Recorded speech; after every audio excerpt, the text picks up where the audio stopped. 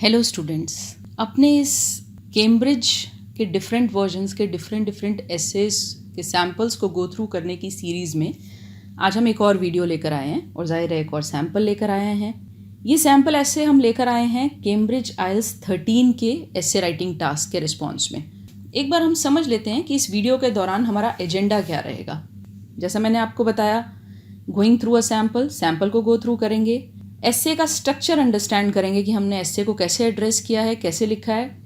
कुछ नए वर्ड्स आपको जानने को मिलेंगे, इसीलिए आप अपने नोटबुक्स और अपने पेन्स अपने पास रखिए, उन वर्ड्स को नोट कीजिए। यहाँ हमारा मकसद एक और है कि आप अगर क्लासरूम नहीं अटेंड कर रहे या नहीं कर पा रहे तो आपको एक क्लासरूम लाइक एक्सपीरियंस मिले, मैं एक एक चीज़ आपको एक्सप्लेन करूँ। और आखिरी मेन एजेंडा है हम अपनी लर्निंग को सिंप्लीफाई कर सकें। जिन एस्पिरेंट्स को सैम्पल्स पढ़ने मुश्किल लगते हैं उनकी मदद हम इन वीडियोज़ और ऑडियोज़ से कर सकें। चलिए हम देखते हैं कि हमारा टास्क क्या है। Living in a country where you have to speak a foreign language can cause serious social problems as well as practical problems. To what extent do you agree और disagree with this statement? Simple है, आपसे ये कहा जा रहा है कि एक ऐसी कंट्री में रहना जहाँ आपको एक फॉरेन लैंग्वेज बोलनी पड़ रही है, सीरियस सोशल प्रॉब्लम्स यानी कि सामाजिक इश्यूज और प्रैक्टिकल प्रॉब्लम्स आपकी लाइफ में ला सकते हैं। इस बात से आप किस हद तक अग्री या डिसअग्री करते हैं। यहाँ देखिए, बेसिकली आपसे दो बातें पूछी गई हैं कि एक ऐसी जगह पे रहना जहाँ फॉरेन लैंग्वेज बोली जाती है, वहाँ पर आपको किस तरह के सोशल और प्रैक्टिकल चैलेंजेस फेस करने पड़ सकते हैं। तो मेरा पहला एक्शन ये था कि मैंने कुछ सोशल इश्यूज़ लिखे और कुछ प्रैक्टिकल आस्पेक्ट में क्या इश्यूज़ आ सकते हैं वो लिखे। देखिए, मैंने इस पेपर पे अपनी प्लानिंग की है। मैंने क्या क्या लिखा है। सबसे पहले मैंने लिखा है कि ह्यूमंस को एक नीड ऑफ इंटरेक्शन होती है, फ्रेंडशिप्स की नीड होती है, शेयरिंग ऑफ जॉयज़ एंड सॉरोज़ की नीड होती है। ये सब तो कॉमन चीज़ें हैं। इसके अलावा मेरे दिमाग में एक बात और आई कि बच्चों और हाउसवाइफ्स पे इनका कुछ और ख़ास इम्पैक्ट हो सकता है, तो वो चीज़ भी मैं अपने एस्से में मेंशन करूँगी, है ना। लैंग्वेज का ना आना बच्चों को अलग तरीके से इम्पैक्ट कर सकता है, हाउसवाइफ्स को और अलग तरीके से इम्पैक्ट कर सकता है, क्योंकि कई बार हाउसवाइफ्स को सोशल इंटरेक्शंस की ज़्यादा नीड होती है, क्योंकि वो जनरली कहीं बाहर काम वाम नहीं कर रही होती, उनको फ्रेंडशिप्स की ज़रूरत होती है। प्रैक्टिकल एस्पेक्ट मुझे दो तीन चीज़ें ही लगी कि एक इंडिविजुअल को अपनी जॉब में, बिजनेस में या अपने day to day services avail करने में, फॉर एग्जांपल ग्रॉसरी शॉपिंग या किसी प्लम्बर वगैरह को कांटेक्ट करने में प्रॉब्लम आ सकती है, तो वो बातें मैंने यहाँ पर लिखी हैं। चलिए अब इंट्रोडक्शन देखते हैं। Communication is the basis of human existence and development. It is said that there are high chances that a person faces numerous problems living in a country where an unknown language is spoken. I completely agree with this statement. यहाँ देखिए, मैंने कुछ नहीं किया, पहले एक general सा statement दिया है, बस ये लिखा है कि कम्युनिकेशन ह्यूमन एग्जिस्टेंस के लिए एक बहुत ही बेसिक रिक्वायरमेंट है, उसका एक किस्म से बेस है, राइट। और ये माना जाता है कि इंसान बहुत सी प्रॉब्लम्स फेस करता है अगर वो ऐसी कंट्री में रहता है जहाँ की लैंग्वेज अननोन है। और आखिर के सेंटेंस में मैंने अपनी एग्रीमेंट दे दिया है। यहाँ इंट्रोडक्शन ख़त्म होता है। अब क्योंकि मैंने अपना एग्रीमेंट दिया है तो मैं उसके फेवर में सारी बातें करूँगी। एक बॉडी पैराग्राफ में मैंने सोशल इश्यूज़ को हाईलाइट किया है और दूसरे बॉडी पैराग्राफ में मैंने प्रैक्टिकल इश्यूज़ को हाईलाइट किया है। उसकी प्लानिंग और मेन पॉइंट्स मैंने पहले ही लिख लिए थे। तो बॉडी पैराग्राफ 1 में not knowing the local language can lead to considerable challenges on a social level for a person. Firstly, humans being social animals need to interact with others. One needs to interact with others to strike friendships. Semicolon, one must communicate to share joy and sorrows to maintain sound emotional and mental health. यहाँ मैंने कुछ बहुत मुश्किल नहीं लिखा, बस इतना लिखा है कि लैंग्वेज की नॉलेज ना होना कंसिडरेबल चैलेंजेस यानी कि कुछ ज़्यादा ही बड़े चैलेंजेस हमारे लिए लाता है ऑन अ सोशल लेवल। उसको मैंने जस्टिफाई किया है। इस सेंटेंस के साथ मैंने अपने पैराग्राफ की शुरुआत की है। इस पॉइंट को आप यहाँ नोट कीजिए। दूसरा पॉइंट आप देखिए कि मैंने अपनी पहले इशू को फर्स्टली से शुरू किया है और मैंने यहाँ एक बात, बहुत ही एक नोन चीज़ है कि ह्यूमंस जो हैं वो सोशल एनिमल्स हैं। एक इंसान की ज़रूरत होती है कि वो दूसरों से फ्रेंडशिप्स बनाए, जिसे हम कहते हैं स्ट्राइक फ्रेंडशिप्स।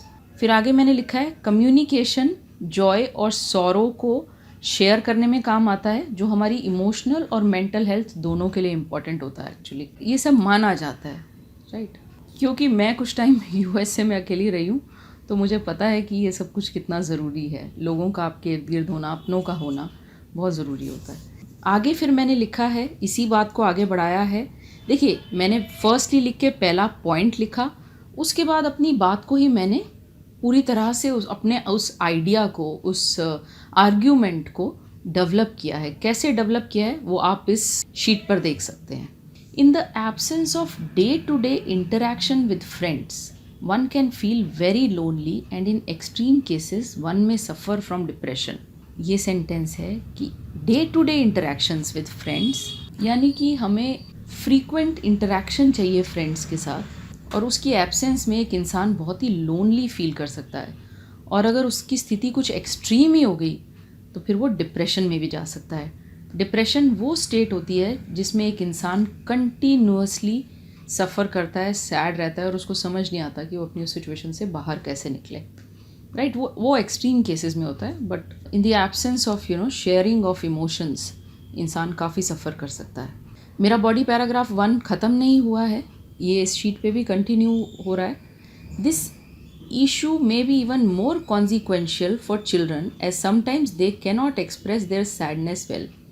आगे मैंने जो बात की है वो बच्चों की और हाउस वाइफ्स की है। मुझे लगा कि मैं अपने आइडिया को और अच्छी तरह एक्सप्लेन कर सकती हूँ अगर मैं ये 2 लोगों की एग्जाम्पल दूँ जो मुझे लगता है कि सबसे ज़्यादा सफ़र होने के इनके चांसेस होते हैं, राइट। तो उस चीज़ को मैंने लिखा है, दिस इशू में भी even more consequential for children. Consequential माने बच्चों के केस में इसका प्रभाव और ज़्यादा हो सकता है। As sometimes they cannot express their sadness well, क्योंकि कभी कभी वो अपनी सैडनेस को ठीक से एक्सप्रेस नहीं कर पाते। If a child has no friends, the child's growth may be adversely impacted। So यहाँ पर बात यह है कि उनकी ग्रोथ एडवर्सली इम्पैक्ट हो सकती है। एडवर्सली मीन्स नेगेटिवली इम्पैक्ट हो सकती है। As they may lack heavily in social skills, क्योंकि जब बच्चे इंटरैक्ट नहीं करेंगे दूसरों से तो उनके सोशल स्किल्स में बहुत बड़ा लैक हो सकता है। देखिए, यहाँ एक चीज और नोट कीजिए, इसे हेजिंग कहते हैं। मैंने यहाँ लिखा है the child's growth may be adversely impacted as they may lack heavily in social skills. May का यूज करने से मैं ये लिख रही हूँ कि ये हो सकता है, कोई गारंटी नहीं है कि हर व्यक्ति के साथ यही स्थिति होगी, बट इसके होने के चांसेस हैं। ये मेरा ओपिनियन है, मैं अपने ओपिनियन को एज फैक्ट नहीं एक्सप्रेस कर सकती। उसी चीज़ को हेजिंग कहते हैं, और वही मैं आपको अपने आने वाले किसी एक वीडियो में ज़रूर अच्छी तरह एक्सप्लेन करूँगी कैसे हेजिंग की जाती है। ख़ास तौर से एस्से राइटिंग वगैरह में आपको लैंग्वेज की हेजिंग किस तरह की जाती है ये पता होना चाहिए। आगे देखते हैं, मैंने हाउसवाइफ्स के लिए क्या लिखा है। द कंडीशंस ऑफ हाउसवाइफ्स are not far from saddening. देखिए, लिखने के स्टाइल हैं, बात वही है लेकिन उसको अलग अलग तरह से भाषा में लिखा जाता है। Are not far from saddening का मतलब होता है दुखदाई है, right. When men go out to work women generally spend some time socialising with their friends. यहाँ मैंने हाउसवाइफ्स का केस लिया है तो मैंने उन्हीं की बात लिखी है कि जनरली मैंने देखा है कि जब घर के जो मेल्स होते हैं वो बाहर काम पे जाते हैं तो लेडीज़ कुछ वक्त एक दूसरे के साथ बिताती हैं जो उनका थोड़ा अच्छा वक्त होता है, लेकिन इस केस में वो करना मुश्किल हो सकता है। But a poor sense of dialect may leave them lonely without much social circle. Poor sense of dialect, इसको भी नोट कीजिए। डायलेक्ट होता है एक लोकल लैंग्वेज, उसकी अगर सेंस किसी में पूरी तरह से अच्छी तरह से नहीं है तो भी वो लोनली हो सकता है। लोनली होता है बिल्कुल अकेला, अलग थलग सा, जिससे उनका कोई सोशल सर्कल नहीं होता कई बार, तो ये भी एक दुख की बात है। अब हम चलते हैं बॉडी पैराग्राफ 2 पे, बट उससे पहले मैं आपको याद दिला दूं, हमने इसी तरह से और बहुत से एसेस के सैम्पल्स के वीडियोस बनाए हैं, उनको अच्छी तरह एक्सप्लेन किया है, आपकी प्रॉब्लम्स को टैकल करने की कोशिश की है। और हमारे ये वीडियो स्पेशली उन स्टूडेंट्स के लिए बहुत बहुत लाभदायक हैं जिनको वेबसाइट्स पे जाके सैम्पल रीड करने का काम या तो बहुत बोरिंग लगता है, या उनके लिए जिनको मुश्किल लगते हैं ऐसे समझना। Body paragraph 2। अब यहाँ मैं प्रैक्टिकल इश्यूज़ की बात करूंगी क्योंकि हमें सोशल और प्रैक्टिकल इश्यूज़ दोनों लेने हैं। Additionally, poor or no understanding of language can have appalling consequences on the practical aspect of one's life. Finding a job or starting a business can be arduous.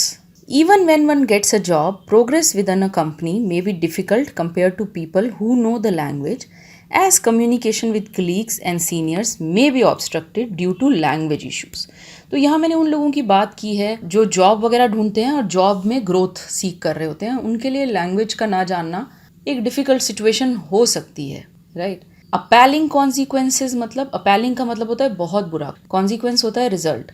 Practical aspect का मतलब है practical पहलू। आगे मैंने लिखा है finding a job और starting a business can be arduous, मतलब जॉब ढूंढना या एक बिजनेस स्टार्ट करना दोनों ही बहुत चैलेंजिंग हो सकते हैं। आर्डुअस माने कोई ऐसा काम जिसमें बहुत ज़्यादा एफर्ट लगे। जॉब मिलने के बाद भी एक इंसान जब एक कंपनी में प्रोग्रेस या प्रमोशन वगैरह चाहता है तब भी उसको प्रॉब्लम्स हो सकती हैं, क्योंकि उसको लोकल लैंग्वेज नहीं आती जिसमें अधिकतर लोग बात करते हैं। वही बात मैंने यहाँ पे लिखी है। ऑब्स्ट्रक्टेड का मतलब होता है रोका गया या जिसमें बाधाएं पहुंचाई गई। इसके अलावा और क्या वो day to day issues face करता है, ये मैंने इस पैराग्राफ के लास्ट सेंटेंस में लिखा है। इसको पढ़ते हैं और देखिए मैंने इस लास्ट सेंटेंस की कनेक्टिविटी बाकी के पैराग्राफ से कैसे बनाई है। उसके लिए मैंने यूज़ किया है नॉट जस्ट दिस। ये कनेक्ट कर रहा है पैराग्राफ के पिछले हिस्से को और अगले हिस्से को, और साथ ही रीडर को बता रहा है कि हम एक और रीज़न देने वाले हैं। One may struggle when one visits a doctor, go shopping और wish to avail of some day to day services. एक इंसान स्ट्रगल कर सकता है जब वो एक डॉक्टर को विजिट करता है, शॉपिंग पे जाता है, या उसकी इच्छा होती है कि वो कुछ डे टू डे सर्विसेज को अवेल करे। यहाँ मेरे सोशल और प्रैक्टिकल आस्पेक्ट्स या चैलेंजेस पूरे होते हैं। अब आखिर में हम आते हैं कंक्लूजन पे। यहाँ मैंने लिखा है in conclusion I would like to reiterate one can not expect to live a seamless and normal life if the local language is unknown और barely known to a person.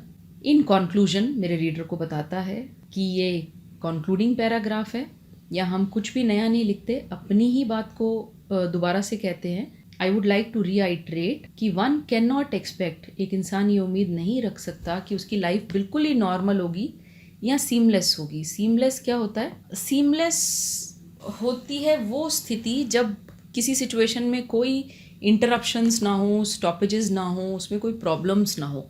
तो ऐसे इंसान की लाइफ में थोड़े ऑब्स्ट्रक्शंस होते रहेंगे, इसीलिए मैंने कहा है कि वो एक्सपेक्ट नहीं कर सकता कि उसकी लाइफ बिल्कुल ही सीमलेस हो। If the local language is unknown, अगर लोकल लैंग्वेज अननोन है और बेयरली नोन, बेयरली नोन मतलब मुश्किल से ही उसको कुछ थोड़ी बहुत सी लैंग्वेज आती है, तो फिर उसके लिए प्रॉब्लम्स होंगी। Even though multiple language related apps are available, one can not rule out the difficulties one faces in various walks of life in a land with an unknown language. So यहाँ मैंने ये लिखा है finally कि हालांकि आजकल multiple apps available हैं, फिर भी लोग जो डिफरेंट वॉक्स ऑफ लाइफ का मतलब होता है कि हमारे लाइफ के डिफरेंट एरियाज़ में डिफ़िकल्टीज़ को हम रूल आउट नहीं कर सकते। रूल आउट का मतलब होता है किसी चीज़ की पॉसिबिलिटी को डिसमिस करना। यहाँ हमारा ऐसे ख़त्म होता है। आई एम श्योर आपको बहुत से नए वर्ड्स और कुछ नए आइडियाज़ मिले होंगे। आई एम श्योर आप ऐसे लर्निंग का ये प्रोसेस सैम्पल रीडिंग से ज़्यादा इन्जॉय कर रहे होंगे। जाते जाते मैं मिस्टर रतन टाटा की कही एक बात आपको याद दिला देती हूँ स्टूडेंट्स। बहुत रिस्पेक्टेबल लेजेंडरी इंसान है ये। इन्होंने एक बार कहा था, none can destroy iron but its own rust can, likewise none can destroy a person but his own mind set can. Iron बहुत मजबूत होती है, मतलब लोहा बहुत मजबूत होता है, उसको बाहर से कोई डिस्ट्रॉय नहीं कर सकता। हाँ, लेकिन उसको अपना लगा हुआ जंग में बर्बाद कर सकता है, ख़त्म कर सकता है। उसी तरह से एक इंसान को कोई डिस्ट्रॉय नहीं कर सकता, उसका पुअर माइंड सेट डिस्ट्रॉय कर सकता है। रतन टाटा की इस बात को याद रखिए, अपना माइंड सेट पॉजिटिव बनाए रखिए, एग्ज़ाम के लिए मेहनत कीजिए। हमारे चैनल को सब्सक्राइब कीजिए, हमारे वीडियोस शेयर कीजिए, हमारे चैनल पे लाइक्स और कमेंट्स छोड़ते रहिए। बाय।